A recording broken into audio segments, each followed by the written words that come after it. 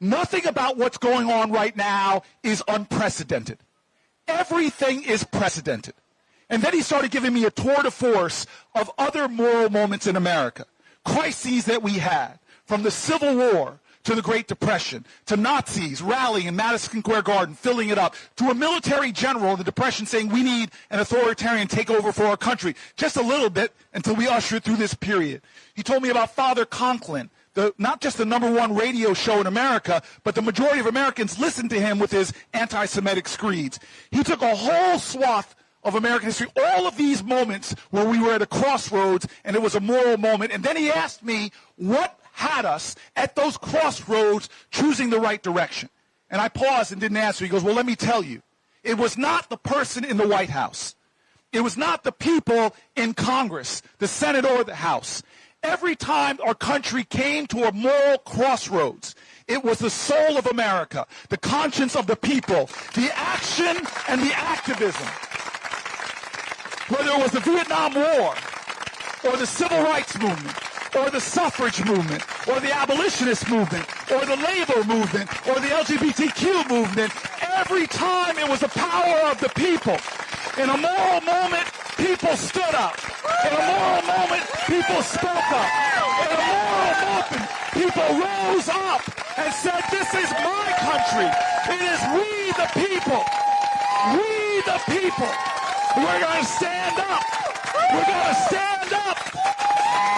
We're gonna stand up. You tell him, Senator Cory Booker. That was yesterday. That was Sunday. Cory Booker, Hakeem Jeffries, and a whole bunch of other congressional leaders on the Capitol steps starting a sit-in just before sunrise. I think they were out there about 10 hours. I got a whole bunch of clips coming your way, but I thought that would be a good way to start off the show and to start off the week. The final few days of April here. I am Pete Dominick, and I am very happy to have you here joining me for today's podcast. Stand Up is the name of the show. You're hearing that phrase more and more these days, and I've been saying it since 2008 when I started the old show, and, well, I guess started calling it Stand Up in 2010, if you want to get me on a technical note, but I've always thought that. I've always wanted to fight apathy. The whole idea to me was stand up for something, care about something.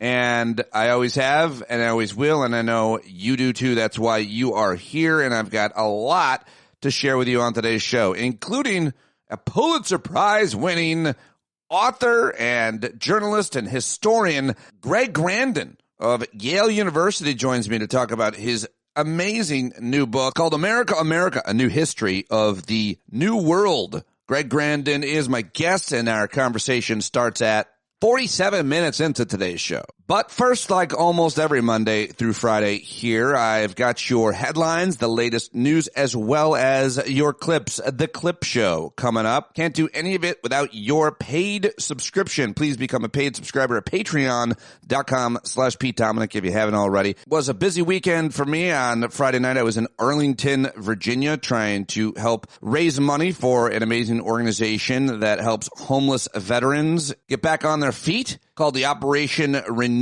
Hope Foundation, and I had a really good time with my friends who they were honoring. 4 of the police officers who responded to January 6th insurrection. It was Harry Dunn, Aquilino Ganell, Michael Fanone, and Daniel Hodges. Thanks to Glenn Kirshner for inviting me. He bought the table. Great guy, great friend, amazing night in Arlington, Virginia. Got to see my friend Mark Lipsky on the way back. Shout out to Mark. Always a great visit with Mark. And last night, I went to the town hall for my Republican Congressman Mike Lawler. And let's just say it did not go so well for old Mike. Over 600 people in attendance, and all of them, it seemed, were booing him almost the entire time. Every question he got was a question that was critical from someone who clearly was not a supporter of his. I think it's fair to say.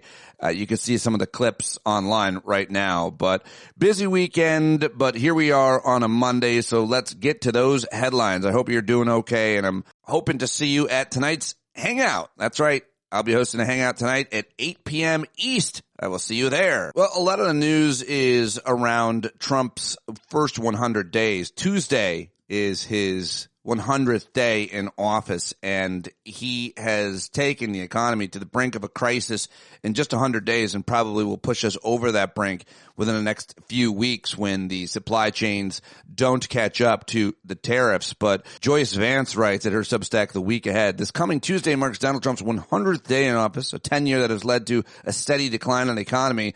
If we use that measure, which many voters have said led them to vote for Trump, these first 100 days have been a failure. Even as Trump successfully seized power from Congress and some organizations have bent the knee to his every request, lawyers are winning in court and some law firms, businesses, universities, and individuals are standing up to the president who would rather be a king. Trump may not have lost the first 100 days, but he hasn't exactly won them either. Our democracy has been weakened, but it still can be saved. So that's one take on the first 100 days, but everybody has a take. The bottom line is that our dictator-in-chief has the lowest 100-day approval rating in 80 years. So it's not good, that's for sure. And I don't think it's going to get any better ever. Over the weekend, you had the Pope's funeral. You had the White House Correspondents' Dinner, which I'll have some clips from. There was a horrific tragedy in Vancouver, Canada over the weekend where 11 people were killed at a celebration for Vancouver's huge Filipino community. A 30-year-old man faces murder charges in connection with the deaths at the Lapu Lapu Festival in Vancouver. Police say the youngest victim was 5 years old. The oldest was 65. Dozens more were hurt, including some who haven't been identified. And a lot of people were trying to connect it to terrorism or to the elections, which are taking place today. I'm not sure if there's a connection that has been made yet, but it's a pretty terrible situation in Canada. And authorities are saying the root cause of the incident is mental health, apparently, but just an absolutely horrific tragedy up there in Western Canada. And today, Canada votes in this pivotal election, which has obviously been heavily influenced by America and our dictator-in-chief. The BBC reports Canadians will cast their ballots on Monday in a pivotal election that has been completely transformed by U.S. President Donald Trump. The Conservatives appeared certain to win any contest by a landslide at the start of the year until Trump's tariffs and barbs about making Canada the 51st state upended the country's politics and injected fresh life into Mark Carney's Liberal Party. The final polls suggest that Liberals are slightly ahead, although the race has tightened in the past week, and Conservative leader Pierre Poilievre says his party can still win. 36-day campaign. That's all they do is 36 days. Oh, what a dream. Ended on this horrific note in Vancouver, but we will soon find out the results of the Canadian election. Talk to you about them tomorrow on tomorrow's show. All kinds of nightmarish news around deportations and immigration issues. DEA says more than 100 undocumented immigrants were detained in a raid on a Colorado nightclub. Officials said they found drugs and weapons at this nightclub, which is probably true of every nightclub, but this was one where there were a whole bunch of undocumented people in Colorado Springs over the weekend. I think Saturday going into Sunday night. In Florida, ICE and state law enforcement officials apparently arrested nearly 800 migrants in a 4-day operation. Pam Bondi, the nightmarish attorney general, defended the arrest of a Wisconsin judge accused of shielding an immigrant from federal agents. That is a huge story that many of you are probably paying more attention to than I have yet. I got to get caught up on it, but it's a pretty big deal. The Milwaukee County Circuit Court judge, her name is Hannah Dugan. She was elected in 2016. She spent a lot of her earlier career working on behalf of low-income people and marginalized groups. Well, she was arrested on Friday morning on charges of obstructing immigration enforcement. Federal authorities arrested her on suspicion that she intentionally misdirected federal agents away from an immigrant pursued by federal authorities. That's according to our FBI director, the evil Kash Patel. Authorities said that earlier this month, Judge Dugan directed an undocumented immigrant through a side door in her courtroom while the agents waited in the public hallway to apprehend him. Statement issued on behalf of Judge Dugan late Friday stated that she will defend herself vigorously and looks forward to being exonerated. This is a huge story. It's not going away anytime soon, and there were protests outside the federal courthouse in Milwaukee on Friday afternoon, and I'm sure every day there will be until she is released. She might have already actually been released, a story that I haven't been following closely enough, but this is the precedent that they're trying to set, trying to scare judges, but it's probably not. Well, it is working to a certain extent, I'm sure, but it's not. I don't know where this is going to go, so I don't want to make any predictions. Trump has now deported multiple U.S. children with cancer.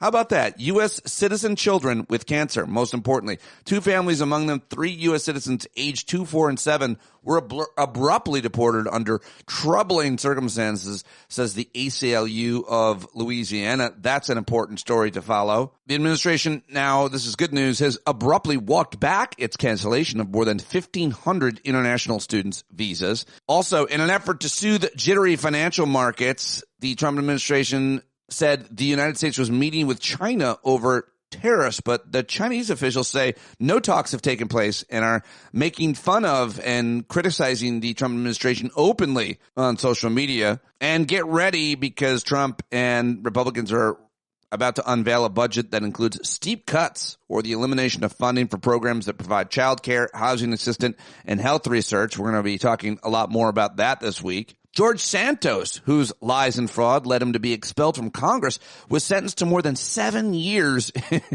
in prison, which is just amazing and terrible if you're George Santos. Was it worth it, George? I don't think so. And Luigi Mangione, accused of killing a health insurance executive in Manhattan, pled not guilty to a murder charge that could bring the death penalty. Federal judge on Friday temporarily blocked the administration from stripping hundreds of thousands of federal employees of the ability to unionize and collectively bargain over working conditions. U.S. District Judge blocked a March executive order by Trump from being implemented pending the outcome of a lawsuit by the National Treasury Employees Union, which represents about 160,000 federal employees, so that's good.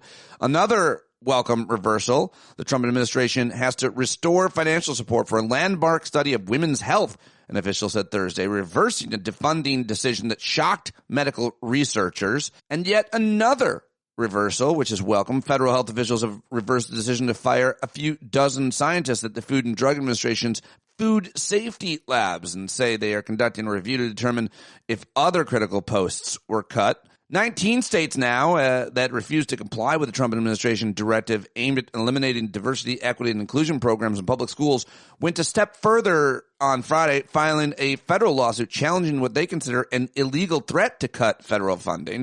Retailers are now warning that U.S. consumers could once again be faced with empty store shelves and the kind of supply chain snarls that marked the COVID era if Trump's tariffs on China remain at their current levels, and they're going to be. Expect empty shelves. It's crazy. Listening to the reporting on this, I'm really concerned about what we're going to see over the next month or so. Also, Trump on last Thursday, destabilized a global effort to limit mining in the deep sea. He signed an executive order that could eventually open up international waters to excavation firms the United States unilaterally deems worthy. And how about this? This is good news. The governor of North Dakota vetoed a bill last week that would have required most libraries in the state to keep material considered sexually explicit in areas difficult for minors to access. Under the measure, librarians who do not comply could have faced prosecution, but the governor of North Dakota, who's a Republican and a former congressman in his first year of governor, said in his veto message that the bill represents a misguided attempt to legislate morality through overreach and censorship. So that is good news, and that is the last headline I'm going to end on. I'm sure I missed plenty. What did I miss? Email me, standupwithpete@gmail.com. But now it's time to get to the sound that I've gathered for you, the clip show. I've got a bunch of great clips, or depending on how you look at them, maybe they're not great, but let's do it right now. Let's start with Gary Cohn. He was one of Trump's chief economic advisors in Trump 1. He was on Face the Nation with Margaret Brennan. I thought this was really important and sober analysis that he offered, given the fact that he's a Republican and former Trumper. I thought it mattered. And our Richard Escobedo reports that in a separate meeting, the Treasury Secretary told investors the booking of container ships that carry goods between China and the U.S., it's down more than 60%. Well, we're seeing the data. We're seeing the data coming out of China. And that means, though, if people even want to buy it, it won't be there. Yeah. So what people need to understand is the cycle from a good being sold in China, loaded on a vessel, sailed across the ocean, unloaded in the United States, put in a factory, distributed to a shelf, is about 8 weeks in the United States. So if you go back to the April 2nd date when the tariffs kicked in, you're talking about seeing the effect really May 2nd. So I would say the last couple weeks of May, you'll start seeing this effect here. So, we're a few weeks away from starting to see the early effects of what will happen in the transportation of goods. You're also starting to see many of the small businesses, and this is where it's really interesting. Small businesses who have to order goods, and you saw a lot of data out of the toy industry recently. The toy industry, which is really small industry, runs the vast majority of retail toy sales. People who are ordering their toys for Christmas today have to order those toys. Those toys are now coming with a massive 145% tariff. The vast majority of small business toy stores cannot order toys today because they cannot afford the 145% tariff. So they're making a conscientious decision. Right. They're either going out of business or they're just going to wait and see what happens. So you're right. The lag effect of getting goods to this country will not be felt for another 2 to 4 weeks. And they're all Yeah, so another 2 to 4 weeks. So it is the end of April. So in mid-May or end of May, beginning of June is when it would seem like the shit is going to hit the fan, where prices are going to skyrocket or things just are not going to be on the shelves. Here's a little more. The president also says, you may pay more here, right? But I got you on the tax cuts. In fact, he tweeted, when tariffs cut in, just this morning he said this, many people's income taxes will be reduced or eliminated, and he's going to focus on those making less than $200,000 a year. This is not going to get done by Memorial Day, is it? Look, I don't know. And it would be very fast for it to get done. The other thing we need to understand about tariffs, and I think this is obvious, is tariffs are highly regressive, meaning that poorer people end up paying a disproportionate percentage of the tariffs because they spend 100% of their paychecks on goods. So they're going to Walmart, they're going to their stores, they're buying goods with their paycheck. Wealthier people save a bigger percentage of their paycheck. So the tariffs are going to affect the poorer people more. Of course. Thanks for clearing that up. Everything is always going to affect poorer people a lot more, and the rest of us as well, wherever you consider yourself, middle class, upper class, affluent, rich, poor, I don't know. But everybody's going to be affected. But obviously, the people who are the most vulnerable are those who do not have inherited wealth, huge incomes, et cetera, and so on. All right, let me move on to Bernie Sanders. He was on Meet the Press on NBC. I just thought this was great. There's a little bit of a feud forming within the Democrats in the Senate. The more moderate wing, I guess, is what the Michigan Senator Alyssa Slotkin is. She's been critical of Bernie and AOC and the using the word oligarchy, I guess. Here's that clip. Classic Bernie. Let me ask you about something that your colleague, Senator Alyssa Slotkin, said. She said Democrats should stop using the term oligarchy because it's a phrase that doesn't resonate with all Americans. Are you missing a chance to speak to a wider audience, Senator? Well, geez, we had 36,000 people out in Los Angeles, 34,000 people in Colorado. We had 30,000 people in Folsom, California, which is kind of a rural area. I think the American people are not quite as dumb as Ms. Slotkin thinks they are. I think they understand very well. When the top 1% owns more wealth than the bottom 90%, when big money interests are able to control both political parties, they are living in an oligarchy. And these are precisely the issues that have got to be talked about. Are you living in a democracy when Mr. Musk can spend $270 million to elect Trump and then becomes the most important person in government? Or AIPAC and other super PACs have enormous power over Democratic candidates. Those are issues that we have got to talk about. That is the reality of American society today. The very rich getting richer, working class people are struggling, 800,000 people sleeping out on the streets. If we don't address that issue, the American people will continue to turn their backs on democracy because they're looking around them and they're saying, does anybody understand what I am going through? And unfortunately, right now, to a large degree, neither party does. Well done, Bernie. I like it. I like him. I've always liked him. with all the caveats and criticisms. You used to interview him all the time on the old show. Anyway, all right, let me move on to Maria Bartiromo. I hate to do this to you, but I like to play these clips from people who are or have been sycophants of Trump, right-wing media stars who are starting to be more critical.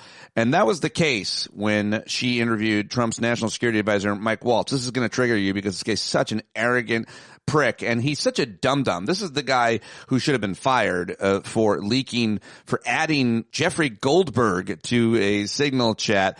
He's so unqualified, and he's such a dick about it. It's just like so unbelievably arrogant, but still I thought it was worth playing just to hear how Maria Bartiromo is not buying his bullshit about Pete Hegseth. At least it would seem in this one.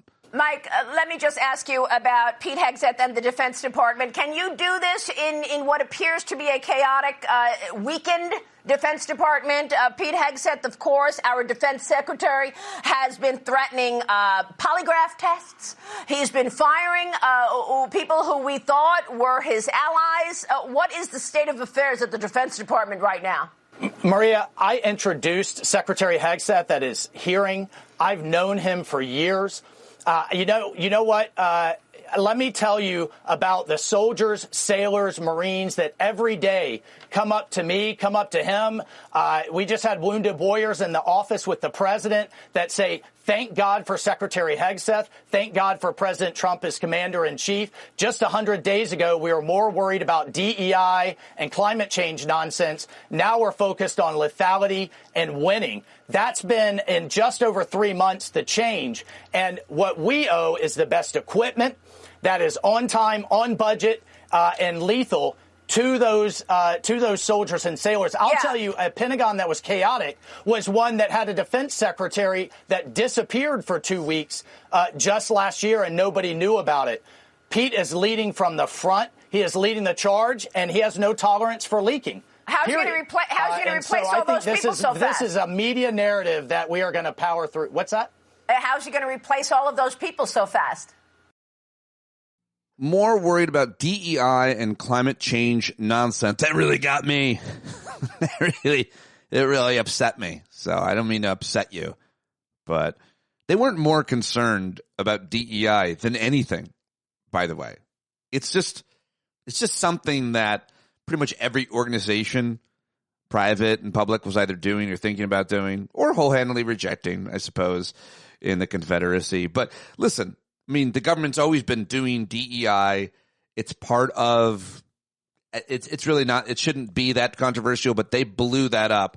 And to say that that's what the Defense Department was obsessed with or was prioritizing over about a billion other things is you have to not be able to critically think at all to not understand why they made that the scapegoat and why they always try to manufacture controversy to get people outraged by. But when he says climate change nonsense, that's the thing that triggered me even more.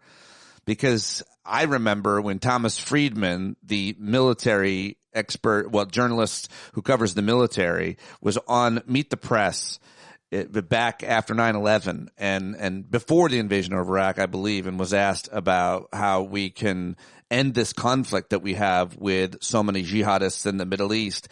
And he said, basically, we have to find different sources of energy. That war was all about oil. It was all about oil. Of course it was. Everybody knows that. If that wasn't an issue, we wouldn't be there. We wouldn't be investing there. We wouldn't be concerned nearly as much with that region, just like we aren't concerned nearly as much with any country or region that doesn't have valuable resources that we want to steal or buy and sell for a profit. I mean, come on. Absolute climate change nonsense. It's the primary threat to the planet, and every expert at the Pentagon knows that. And yet there you have it, that guy who is the highest ranking of high-ranking people in our entire national security apparatus, who introduced his good friend Pete Hegseth at the confirmation hearings. He should be embarrassed and he should be ashamed, Mike Waltz, but he doesn't have the ability to be either. He's just raging on a microphone, acting like Stephen Miller, and no one's buying it, Mike Waltz. You coward and hack, you cuck, you beta cuck. All right. Sorry. I hope Mike Waltz doesn't hear that. Okay, let's move on to, this is Marco Rubio on Meet the Press. And this is equally as embarrassing for America and definitely for old Hallo Marco in the State Department. Mr. Secretary, very quickly, because we're out of time already, but Canadians, as you know, head to the polls tomorrow for their parliamentary elections. Have you taken any steps to carry out President Trump's plans? He says he wants to annex Canada. Any what? I'm sorry? Any plans to carry out? I missed the last part of your question. Absolutely. I'll repeat it. Have you taken any steps to carry out President Trump's plans, as he has said he would like to annex Canada? Have you taken any steps in that direction? No, I think what the president has said, and he has said this repeatedly, is he was told by the previous prime minister that Canada could not survive without unfair trade with the United States. At which point he asked, well, if you can't survive as a nation without treating us unfairly in trade, then you should become a state. That's what he said. They'll have their elections this week. They're going to have a new leader, and we'll deal with a new leadership of Canada. There are many things we work with cooperatively on Canada on, but we actually don't like the way they've treated us when it comes to trade. And the president has made that point when he responded to the previous prime minister in regards to this. So does the U.S. still want to make Canada the 51st state? I think the president has stated repeatedly he thinks Canada would be better off as a state. And he has said that based on what he was told by the previous prime minister, who said Canada can't survive unless it treats the U.S. unfairly in trade. All right. Okay.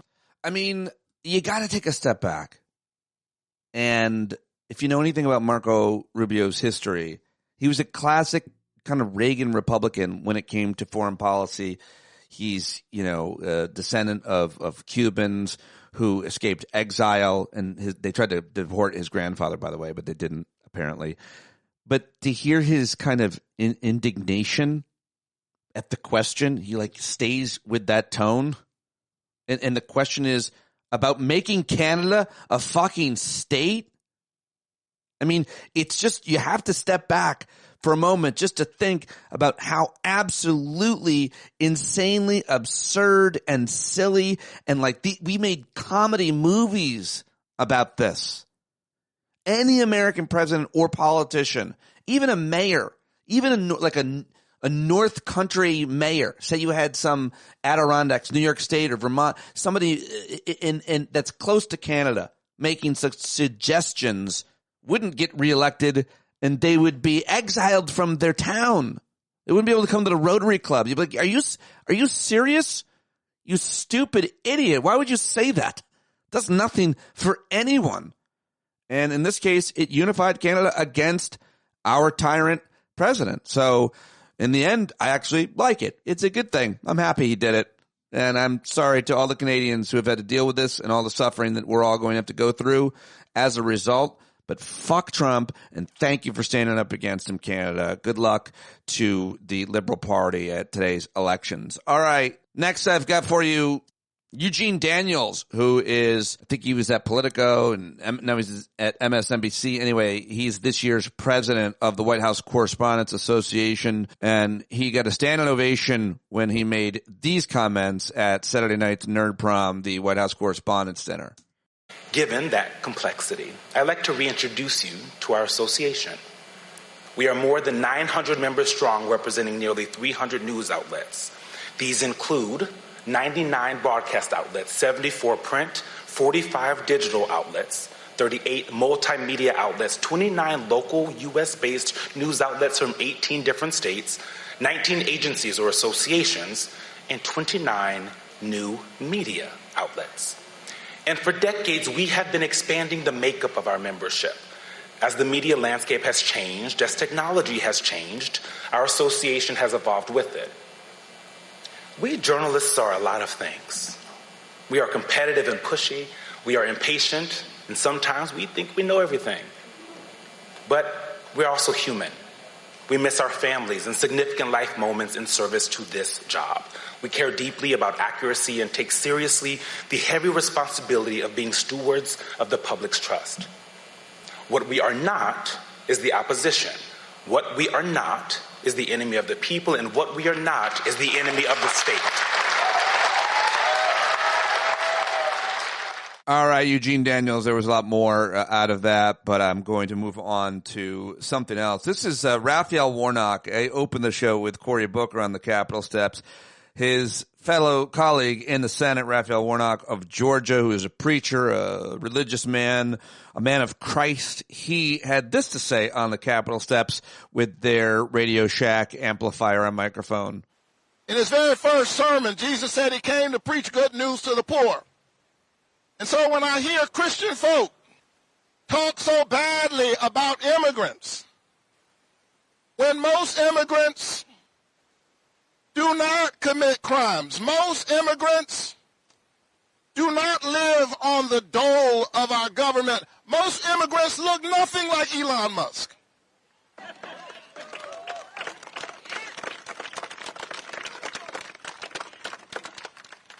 When I hear people beat up on the stranger, the Bible has a lot to say about how you treat the stranger.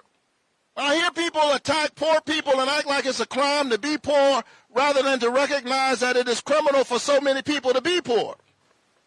And they do all of this in the name of the one in whom I preach and believe every Sunday. Can I tell you something? Jesus is the biggest victim of identity theft in the United States of America. Oh, that's a good line. Jesus is the victim of identity theft. Now, you've had a whole bunch of others there as well. I'd play more clips for you, but they had, I'll play a little bit more of Cory Booker. Cory Booker, you had Senator Warnock. I saw Hakeem Jeffries was there with him early in the morning. Congresswoman McBride, who was brilliant. I'm not sure exactly who else showed up, but I think this is exactly how they should be spending every Sunday. They're smart, they're eloquent, they're effective, and I think this is exactly what we need. Here's more from Cory Booker, who is still yelling now about a moral moment. We are in a moral moment now. This is that moment. This is that time. It's not the Congress. It's not the president. It's not the Supreme Court. This is our country. This is our nation. And it's time for us to let them know that the people united will never be defeated. All right, there you go. More of that. And now let's head over to MSNBC, where my old friend Katie Fang hosted her last show on MSNBC, and she'll continue there as a contributor, and I'm excited to see whatever she does next. But here was her final message for her viewers. A recurring theme in my show has been accountability, speaking truth to power, sometimes more bluntly than others. But it was always paramount to me that I bring transparency to the issues. I often say that I traffic in the currency of facts and evidence. Truth, not lies. Proof, not mere argument. I am offended to the core by the lies and the repeated attempts to gaslight Americans when it comes to critical issues that impact so many of us. And so when given the privilege of this platform, of a show, by the way, with my distinctly Asian name on it, I embraced the honor of being able to be a voice for so many of you when it came to demanding that the right thing is being done. And when it's not, that there's a call for accountability by those responsible. Each and every week, I fought for the truth to be told. And now that my time here at MSNBC comes to a close, I am taking that fight back to a familiar place. I'm proud to let you know that I'll be joining Norm Eisen and others in their pursuit of justice on behalf of some incredible organizations like the State Democracy Defenders Fund. I'll be back in the courtroom, fighting for democracy in the arena where some of the fiercest battles are being waged. And just like I did here at the Katie Fang Show, I'll be demanding accountability by those in power to prevent the further destruction of our great country. For centuries, countless Americans have fought for our rights that are currently being trampled by this administration. Justice will be sought. I hope you'll follow along with me as I continue to meet you where you are at places like Substack and YouTube with fellow truth tellers like Midas Touch and The Contrarian. And you'll see me back here, but on the other side of the desk, as a guest joining the amazing anchors and hosts at MSNBC. All right, looking forward to whatever's next with Katie Fang. I thought that was a good, positive message. I like her a lot. And now I want to go to Scott Pelley, who had a message for 60 Minutes viewers at the end of their broadcast last night. In tonight's Last Minute, a note on Bill Owens, who until this past week was executive producer of 60 Minutes. He was our boss. Bill was with CBS News nearly 40 years, 26 years at 60 Minutes. He covered the world, covered combat, the White House. His was a quest to open minds, not close them. If you've ever worked hard for a boss because you admired him, then you understand what we've enjoyed here. Bill resigned Tuesday. It was hard on him and hard on us, but he did it for us and you. Stories we pursued for 57 years are often controversial.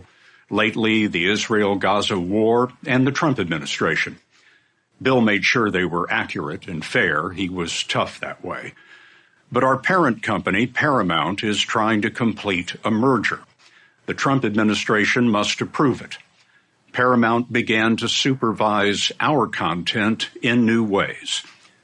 None of our stories has been blocked, but Bill felt he lost the independence that honest journalism requires.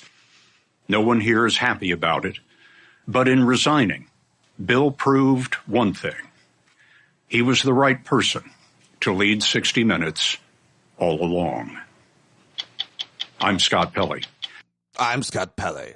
Wow, I thought that was pretty good. I'm glad that he did that, and I wanted to share it. Now, two quick clips from Pete Buttigieg, who was on this podcast, and you probably have heard or seen these if you're locked into social media, but if not, many of you aren't. That's why you listen to this segment.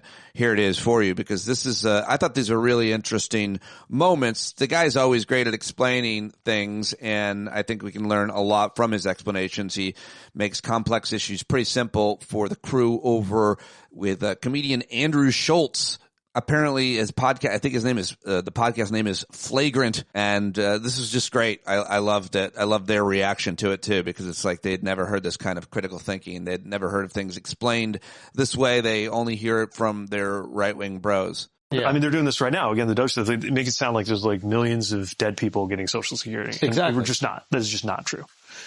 So how many are there dead people? That's because this seemed to me fact. Well, first of all, like Biden can get it. Look, I mean, one thing to think about is like, obviously the vast majority of people who die of old age, are getting Social Security the day they die, right? Mm-hmm. So like for at least a minute or a week or a month or however long it takes, right? There's that process of updating. But part of it had to do with how the database was built. And you just didn't necessarily like remove everybody from the database. It didn't mean they were getting money, but it meant they were in the database. And so you could twist that into looking like this is what the president did in his speech. Like, it's true there's this database that had all these people from like, 100 years ago. It was not true that they were getting checks. Okay. Wow. But he said the one part. That's good. And your brain fills in the blanks. And now you think, oh shit, there's like millions of people who are 150 years old getting checks, which is not true. There you go. That's a pretty simple explanation. If anybody's wondering, you can share that with them. And share this one as well. This is Pete Buttigieg just explaining the role and value of the Democratic Party and the way that he thinks government should work for the people. And they seem to agree, and I like it. He probably should have started by talking about when you wake up in the morning, you drink water and take a shower with water that has been cleaned and regulated by the local, state, and federal government. But Mayor Pete doesn't need any advice from me. Like, I want you to be able to get up in the morning, and the first thing you do is you commute to work. And by the way, if you're on an EV, I want that to be affordable for you. Or if you're on public transit, not to get back into the subway situation, but I want you to have good public transit to get to where you're going. And then when you get to that job, I want you to be paid well. And if you're about to have a kid, I want you to know that you're going to have parental leave when you have that kid. And if you don't want to have a kid, I want you to have the right to choose whether to have a kid, which means access to birth control and abortion and those things that give you the freedom to decide on that. And if you already have a kid, when you pick them up at school, I want that school to be good, not having its funding slashed while they set fire to the Department of Education. And then when you get home, I want you to be in a neighborhood that is safe and where you can breathe the air, because we didn't let them get rid of the Clean Air Act. And you don't have to think for one moment about whether the air you breathe or the water you drink is clean and clear, which actually takes a lot, because it means the government has to constrain those actors that would make you unfree by polluting the air and polluting the water. And then when you go to bed, I want you to know that your family's going to be fine, even if it's family like mine, despite there being some Supreme Court justice who wants to obliterate your family because it doesn't match his interpretation of his religion. Like, that's the life I want everybody to be able to live. Yeah, I think we can deliver that. That's fine. Oh yeah. Huh. How about it? Pretty cool, right? Yeah. Oh, that's awesome. That guy's pretty awesome. Thanks. I had never heard of that. Okay. Lastly, I've got, well, not lastly, but I just found this. I thought this is pretty interesting. ABC yesterday, Martha Raddatz on their Sunday show this week, she had on the Treasury Secretary and she called him out. And it's so clear that he doesn't talk to Trump, or that he has no idea what Trump is talking about when he said that he had made, with Time Magazine, he said he'd already made 200 trade deals, and it made news because everybody's like, what? Where? Which ones? I don't want to tell you about them. Anyway, here it is. The Time interview with President Trump. He said that he has made 200 deals on tariffs. 200 deals? Who has he made deals with? Is there actually any deal at this point?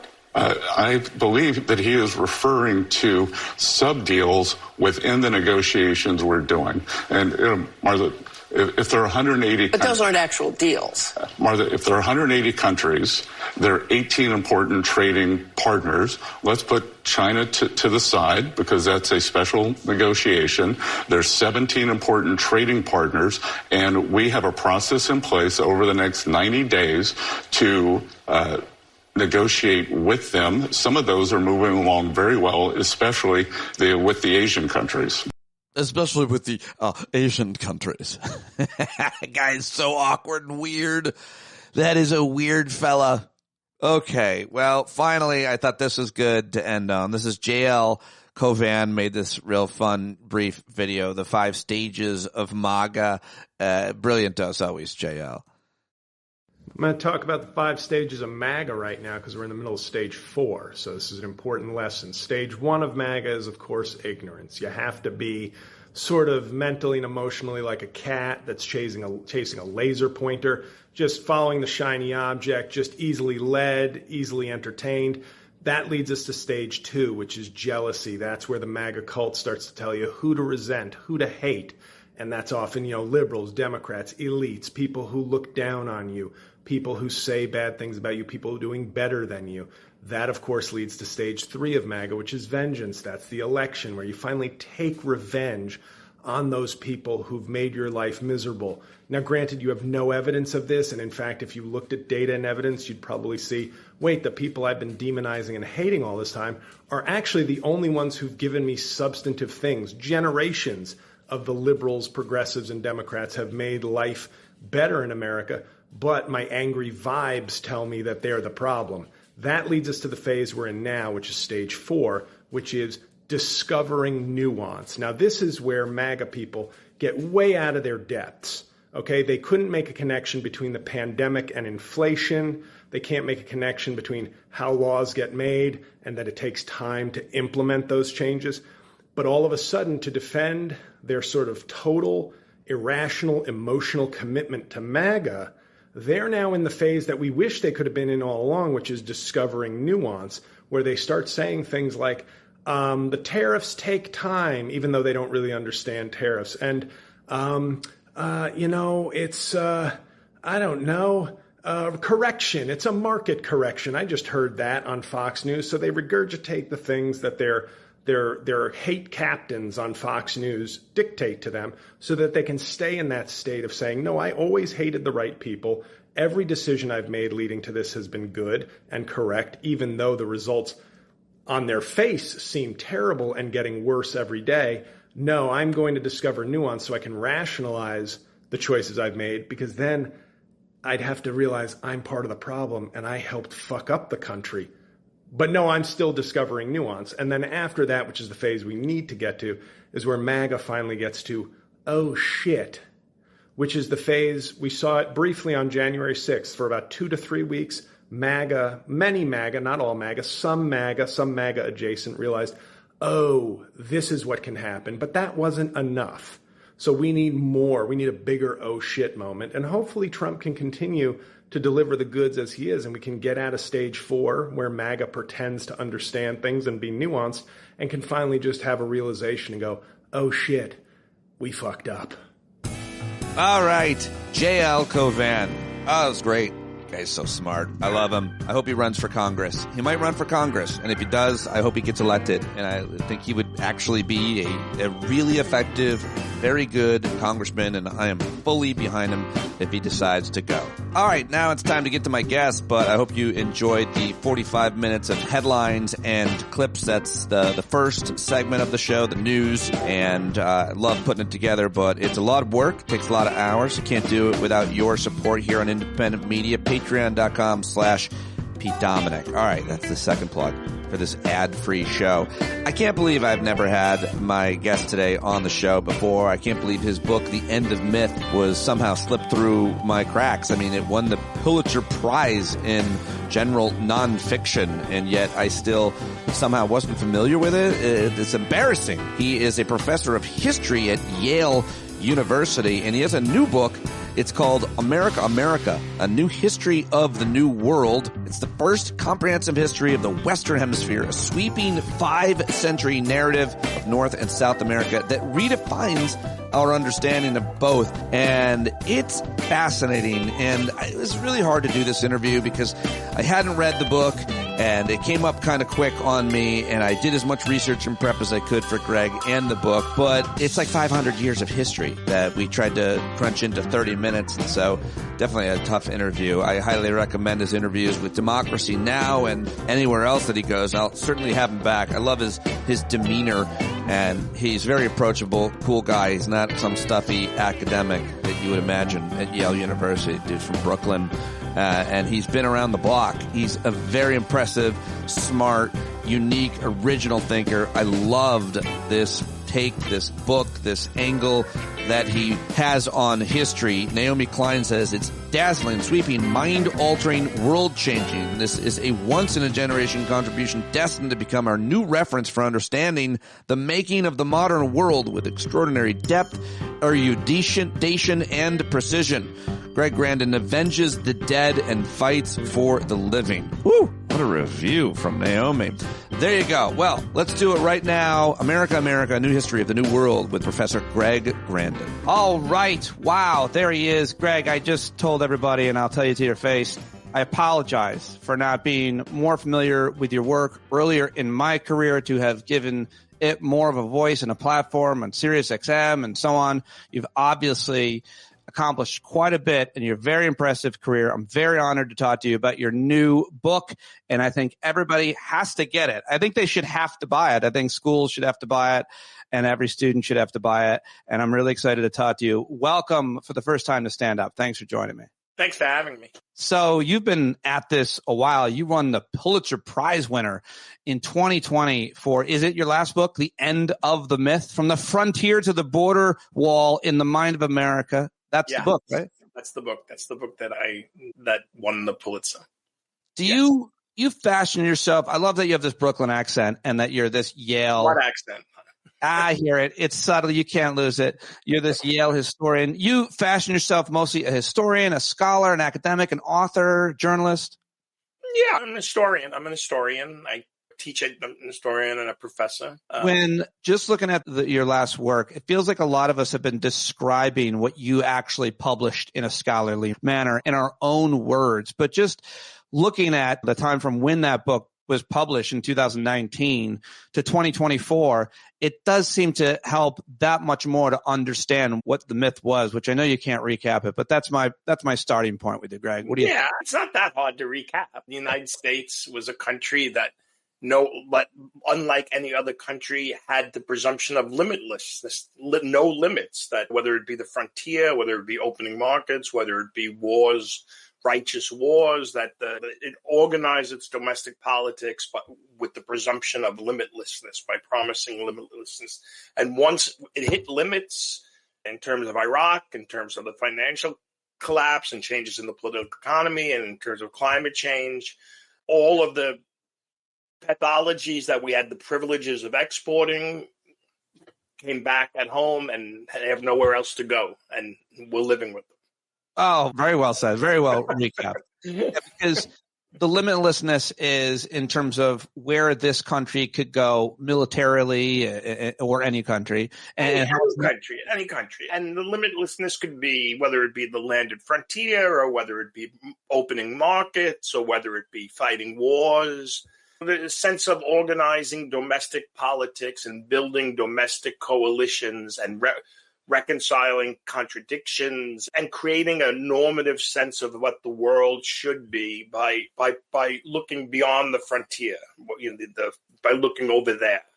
And that is no longer possible. Politicians can no longer organize domestic politics by pointing beyond the frontier and saying that's where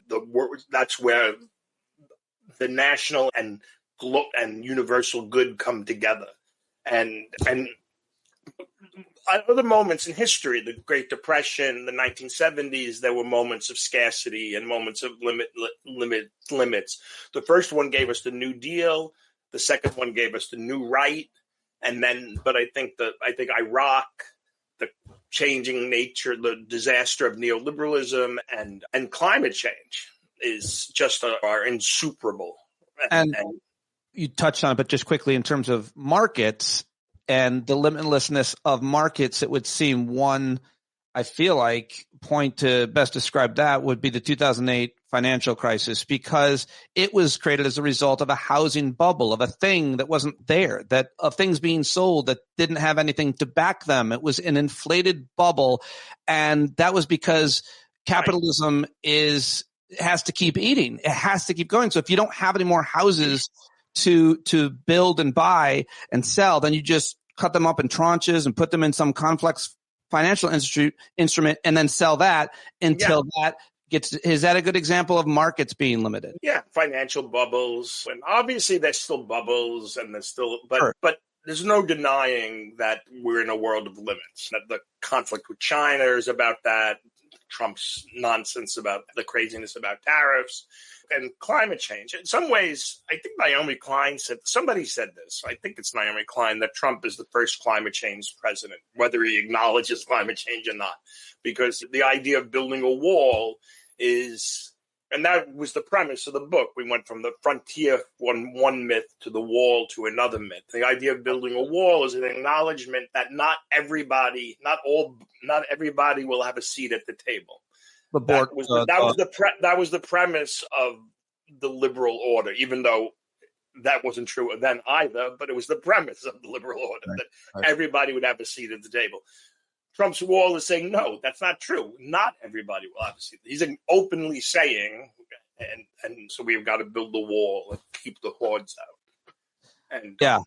Build a wall to keep the hordes out. So your new book is so important, really fascinating. It's called America, A New History of the New World. Sir, what was wrong with the old history of the New World that we all learned to appreciate? I read a few versions of history. I think everybody should. I was radicalized by Howard Zinn while lying on a Sicilian beach.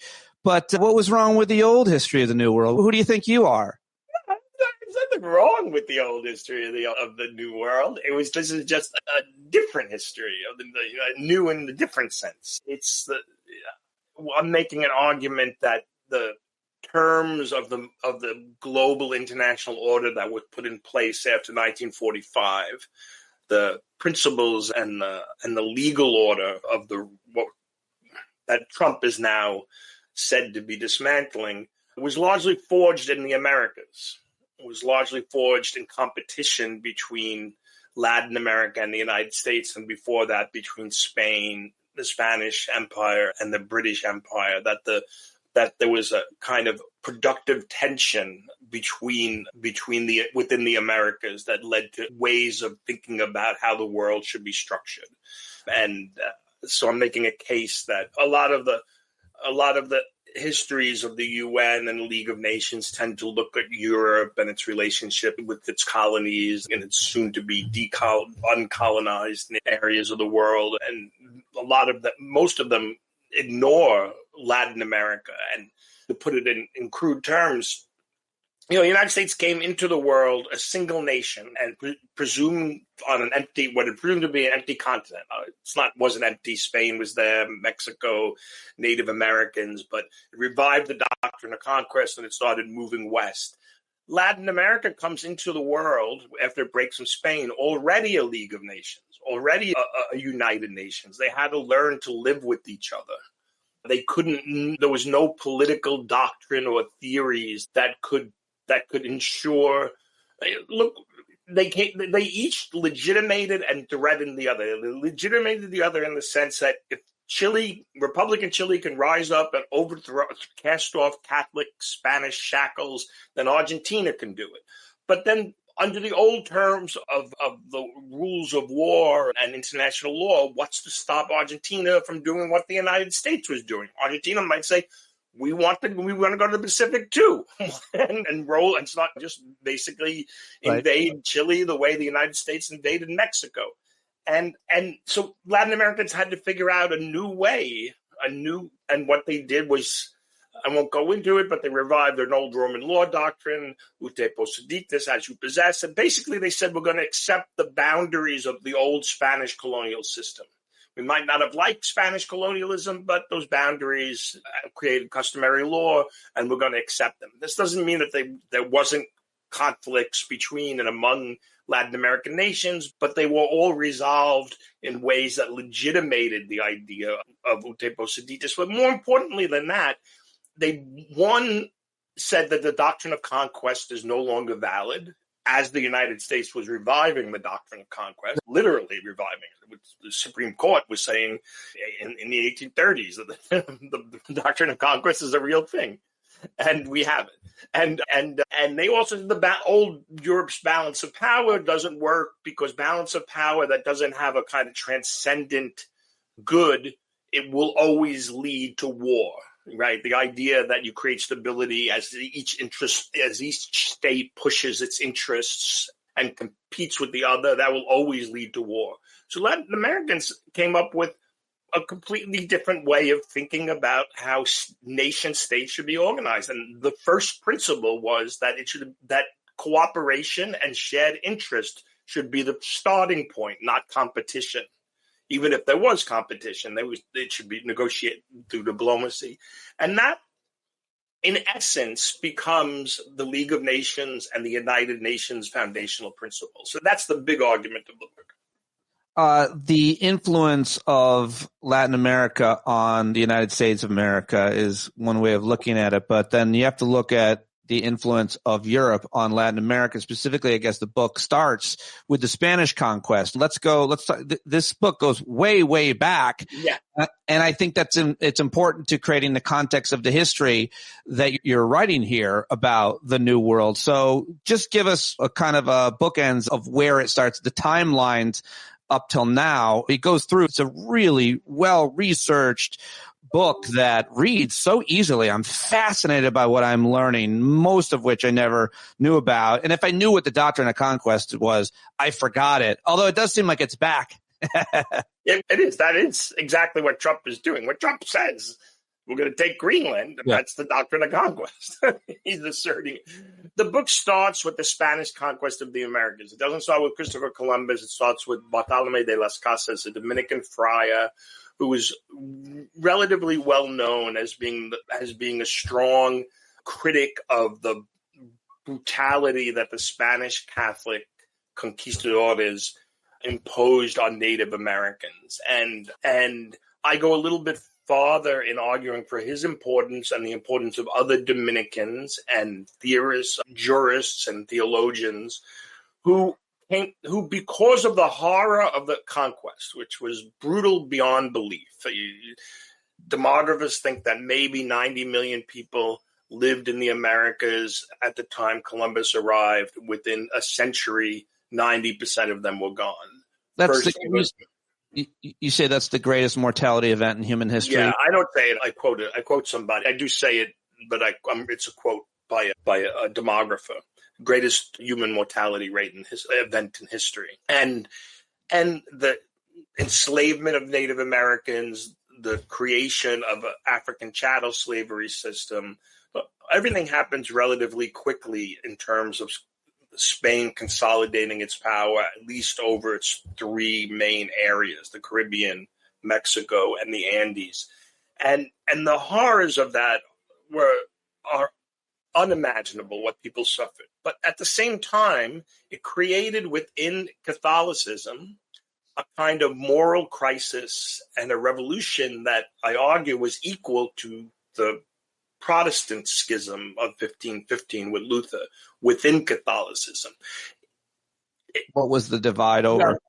It was about the nature of Native Americans. Spain had no illusion that it was conquering empty land like the British would later make claim. They understood that they were conquering people, conquering people who lived in societies, conquering people who had princes and kings and rulers, conquering people that had the right and capacity to possess things. And his fellow Dominicans argued, one, for the equality. He has a famous line, all humanity is one, an argument for absolute equality of human beings, whether they were Christian or not. Two, that Spain had no right to dominion. And three, a prohibition against enslavement and a kind of emancipationist, abolitionist ethics. Now, none of that stopped the conquest, and none of that conquest proceeded. But there was this very strong ethical core within Spanish Catholicism. Catholicism presumed to be universal. It presumed to be the bearer of universal history. And it was creating an empire that recognized difference, that recognized and it was organized around Indians and Spaniards. But the main thing was that this criticism, this critique, becomes central not just in the nature of the Spanish Empire, but once Spain is cast off centuries later, and Latin America's independence leaders have to confront a new empire, the United States, they have at their ready a whole intellectual framework for understanding what the United States is doing, for critiquing the United States' conquest, for critiquing the expansion of chattel slavery, for critiquing the dispossession of Native Americans. So Latin America's strong distinction of itself as more humanist and more universal than the United States emerges out of this long history of a critique that had previously been applied to Spain, and then once Spain was out of the New World, was turned on to the U.S. And I'll just say one other thing. It's one thing. Catholicism has its moral crisis at the beginning of the conquest, right? As the conquest is unfolding. And that resulted in a kind of generous, robust vision of abolitionism and emancipation, what it meant to live in an egalitarian society. The Protestants, right? They don't have their moral crisis until 3 decades after settlement. And then when they do, it's specifically about chattel slavery in the 19th century. So it creates a much more narrow, very racialized version of what emancipation means. And this is another kind of tension that I trace out in the book. Just a quick aside, do you still think that the legacy of those earlier theories around collaboration versus competition, do you think that is still part of the legacy of Latin America versus the United States of America specifically today, or the rest of the world in many ways, and America today? Because there's still a lot that Americans can't seem to comprehend because we've never had it, these tenets of socialism around healthcare and other ideas. Yeah. And the rest of the world, as I hear from people who tell me that go there, think that we're fucking nuts. And so it would seem that's part of the legacy. That hasn't gone away, even 500 years later, it would seem. Yeah, along with the critique of conquest and war and slavery, there were, Catholicism is a very kind of viscous way of thinking about social relations. There's a strong sociality to Catholicism, and which is very present in Latin America. That sociality. And so, for instance, independence leaders, they understood breaking from Spain as an atonement for the horrors of the conquest.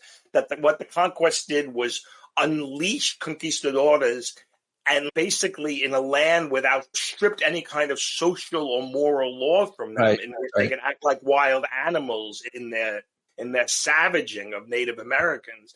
And so there was always a strong sense that individuality had to be balanced by society right from the beginning. And in the book, I compared the U.S. Constitution with the first Spanish-American Constitution, which was Venezuela in 1812.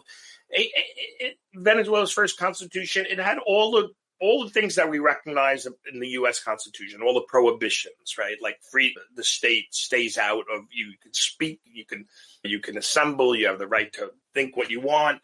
But it also used the word social and society something like 15 or 16 times. Neither one of those words appear once in the U.S. Constitution. That's interesting. So there was a sense right from the beginning, this is a kind of a Republican notion that is also prominent in France and other European countries, a kind of republicanism that believed there had to be a value transcendent of individual interests. So there's one character in the book, Francisco Miranda, who's an important precursor to Simón Bolívar, but before he leads a failed effort at independence in 1806, he's a very rich Venezuelan. He's in the military. He takes a tour of the United States, and he runs into Samuel Adams. And he has a conversation with Samuel Adams, and he says, and he loves the United States. He thinks the United States is great. But he says, but let me ask you a question, Sam. He says, I'm reading your Constitution, and this was 1783, so it wasn't the Constitution, it was the Articles of Confederation. And so he said, he said, I don't understand how a republic founded in virtue could have a series of laws that only assign virtue to money and private property. Wow. So it sums up the tension, right? Because Latin American constitutions were very early. They talked about virtue as something that was not reducible to the pursuit of individual interest. And there was a higher transcendent ideal. And that, in my argument in the book, that later evolves into social rights and economic rights, what we call, in which the state just doesn't stay back. It actually acts to distribute a social wage through education and healthcare and pensions, whatnot. And Mexico in 1917, after its revolution, was the first country in the world, the first constitution in the world to include social rights. It predated Weimar, it predated India, these were other places that had constitutions that had social rights. But in 1917, Mexico put out a constitution that had a full slate of individual rights, just like the United States, due process, the right to property, the right to be secure in your homes, all of that stuff, but also the right to education, the right to healthcare, the right to unionize. I like those virtues.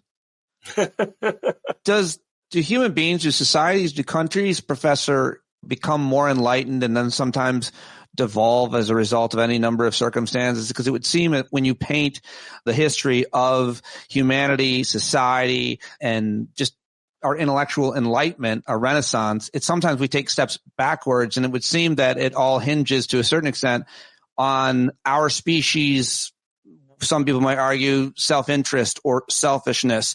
Like that sometimes is the arc. If you end up through all the enlightenment at worshiping money versus healthcare and other kinds of happiness and definitions of success, it would seem like you've taken a step back. Like we should have learned that at some point. Do societies regress in some ways for different reasons from our enlightenment? It seems like we are right now. And I also think some of that is just religion and people not being able to evolve past it.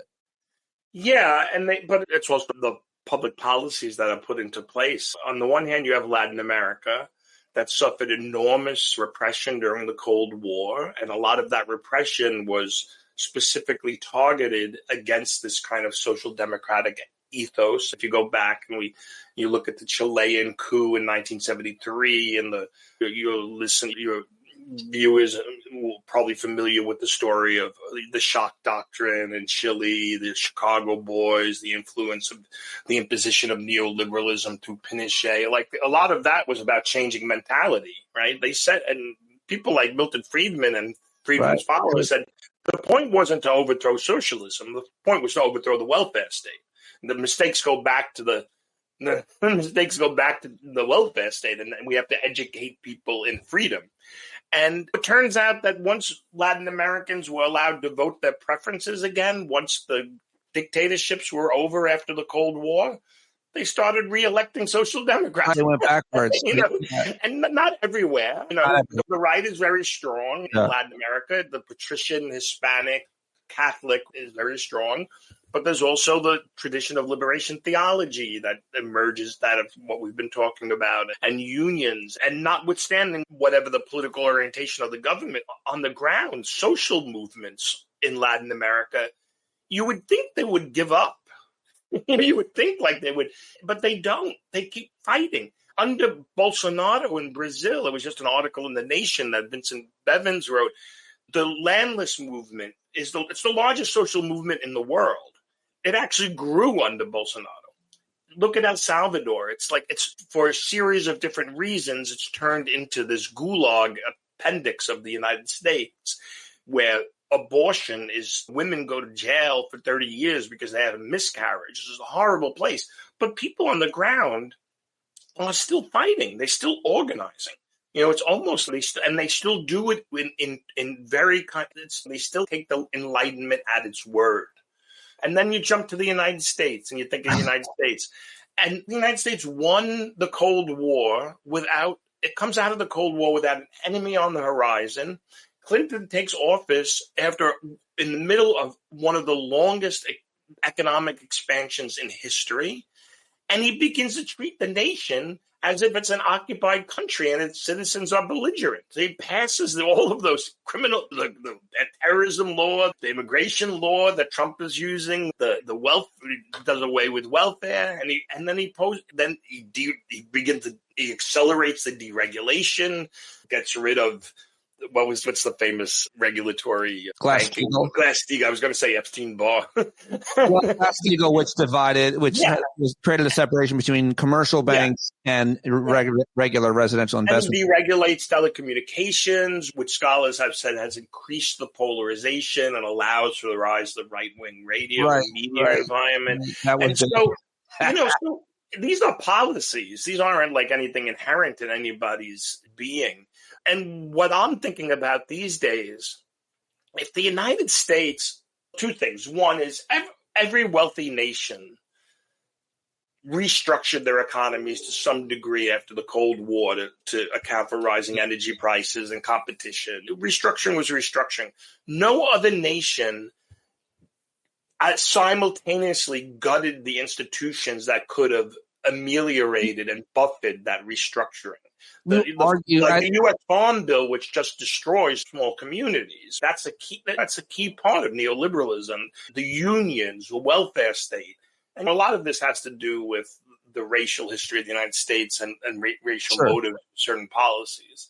But what I've been thinking about lately is if the United States is this pathological, when it has the power, when it has the fiat power, when its currency is the fiat currency of the world, when it has the power to print money at will whenever it needs to and borrow whatever it needs to without worrying about interest rates, if it's this pathological in terms of opioids, in terms of suicides, in terms of mortality rates, in terms of all sorts of things, imagine what it's going to be like when it loses that privilege and it can't just print money. Imagine what's going to be like, which seems to be what's happening with Trump, right? It seems like Trump is giving that money is not flowing into the bond markets and bond prices are going up, and in order to entice buyers, people aren't buying cheap bonds anymore of the U.S.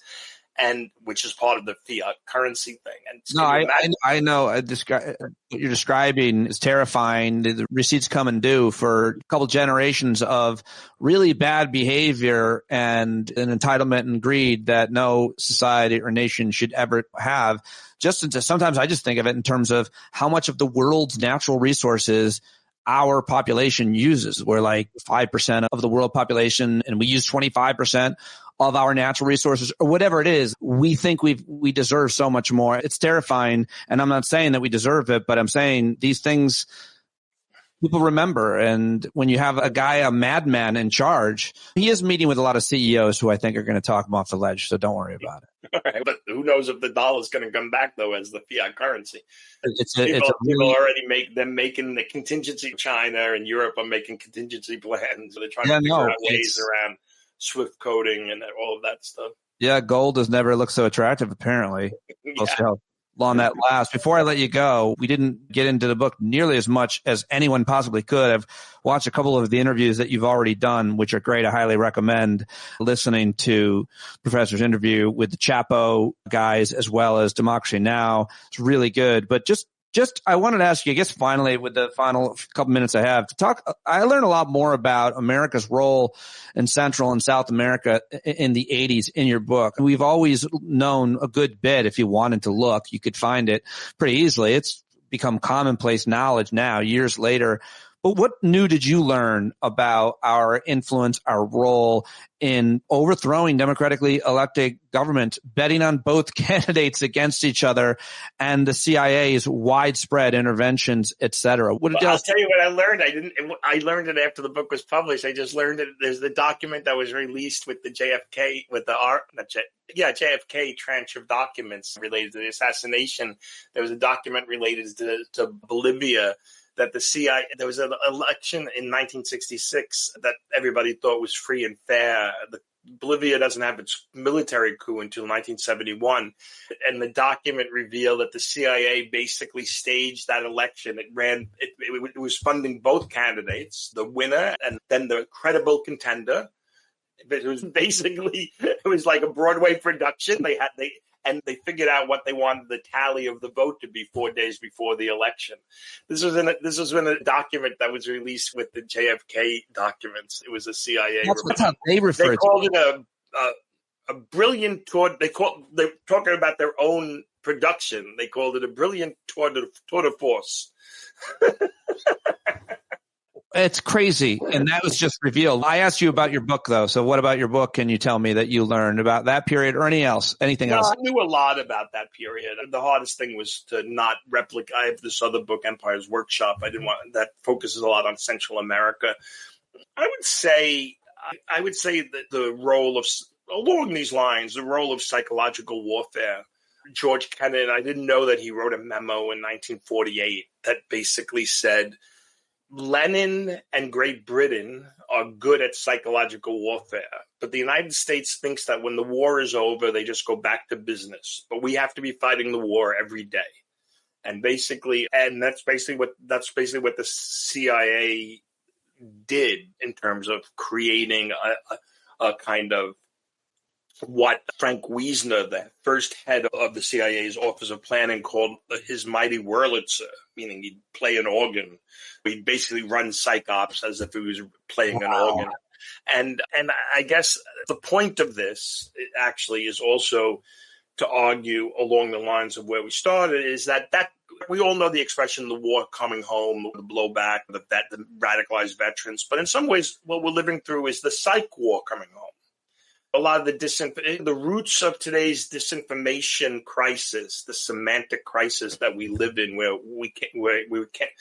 like right-wing conspiracism has replaced political hegemony that's the way people see the world. A lot of the roots are in U.S. foreign policy. The U.S. ran a kind of a psych ops on the rest of the world for the last 75 years, and now in many ways it's come home and living in it. You're a Yale professor. You're a well-known left-wing historian, I guess it's fair to say. Your colleague, who I know pretty well, Jason Stanley, just moved to Toronto. Are you worried about, is your academic freedom been threatened? Are you concerned? No, not really. No. First of all, Latin America, people Leon Golub, that great artist who did those great big portraits of torture camps, and they're very reddish. And he was Jewish, and they once asked him, "How are you a political artist? What do you have to do to be a political artist?" And he said, "I don't talk about Israel." And in some ways, I could say the same thing because I focus on Latin America. It's not as highly charged an area as I've spoken about the genocide in Gaza, but my work is on Latin America. And most of right now, the threats have been against schools that have taken sides, or the protests on it was. I'm glad to hear that. I'm really glad to hear that. Greg, I'll let you go, but man, this book, I've learned so much, and I'm really excited to finish it. And I'd love to have you back for a book party. We'll invite listeners and whatever. Whenever I love that. This has been a fun conversation.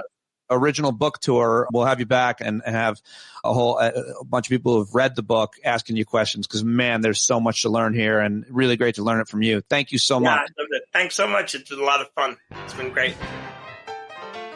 Well, there you go. Greg Grandin for the first time on Stand Up. I hope you enjoyed that interview. Like I said, it was not an easy one to do, but he made it easy. America, America, a new history of the new world. Let him know that you heard him here on the show. The links to Greg's work and the link to buy the book are in today's show notes, which is connected to wherever you press play on the show. I hope to see you at tonight's Hangout. It's Monday as I wrap this up, and I'll be hosting a Hangout tonight at 8 p.m. East. I think I should invite some special guests, just spice it up a little bit. Who'd you like to hear from at the Hangout? Maybe I'll invite them by.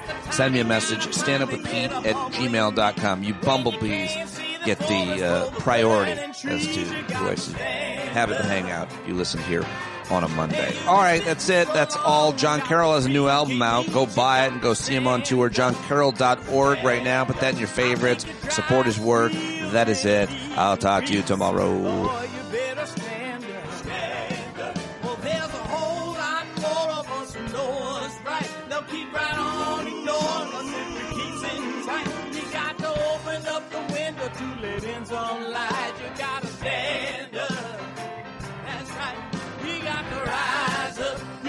Stand up, you gotta stare the devil straight in the eye. We got to let him know it's his turn to go. See it clear and all you hear is a lie.